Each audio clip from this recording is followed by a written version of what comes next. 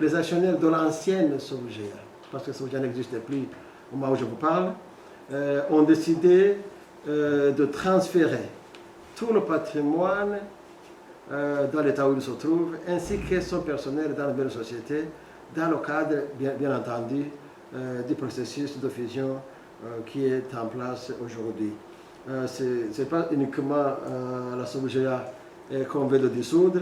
Je crois que dans un instant ou d'un moment à l'autre, vous allez entendre qu'il y aura un décret présidentiel qui va dissoudre Air Burundi, parce que Air Burundi a été mise en place par décret. Bien entendu, vous comprenez qu'elle sera dissoute par décret, afin que ce processus qui est ensemble puisse se dérouler dans une bonne atmosphère. Donc, la dissolution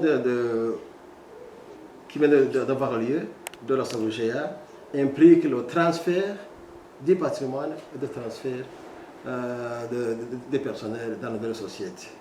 Donc, pour la question des annales, les annales, le problème des annales a été une décision du gouvernement qui date de 2016. Et cette mesure de gel des annales s'applique à la fois aux sociétés publiques et aux sociétés à participation publique. Donc, jusqu'à ce que la mesure soit levée, au moment où elle est encore en vigueur, donc je pense que les personnels de la SOGEA avaient mal compris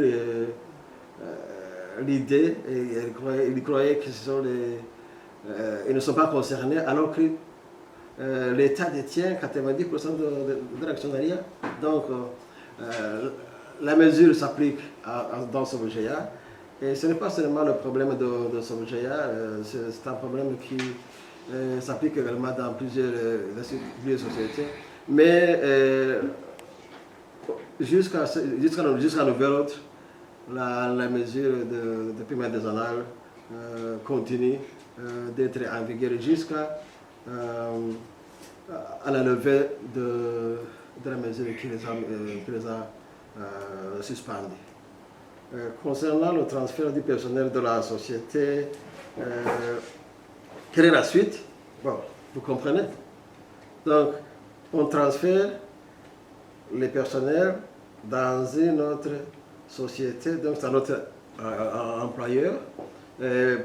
Ces personnels doivent signer un contrat de travail avec le nouveau employeur, comme l'article 96 du Code du travail le prévoit.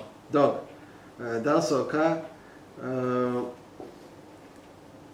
les personnels, heureusement, vont garder leurs avantages statutaires et leur ancienneté sera aussi prise en compte. Aujourd'hui, le travail que nous avons fait, c'est un des processus qui est là pour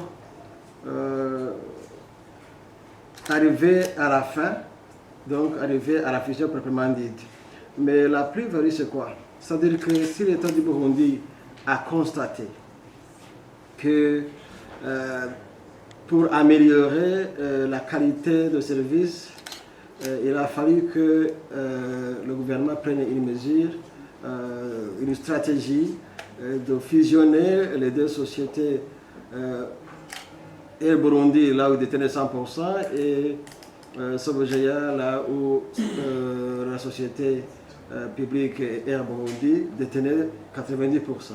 Donc la plus-value, c'est que les deux services qui étaient respectivement le service d'assistance au sol et le service de transport aérien, qui étaient séparés dès le départ. Il y avait une gestion différente du côté d'Air Burundi, il y avait une autre gestion différente du côté de la SOGEA. L'une des plus-values est que maintenant que ces services sont fusionnés, la coordination de ces services sera assurée par une seule direction générale et la qualité de service pour chaque division, notamment l'assistance au sol et le transport aérien, sera assurée de manière à rendre les services très compétitifs.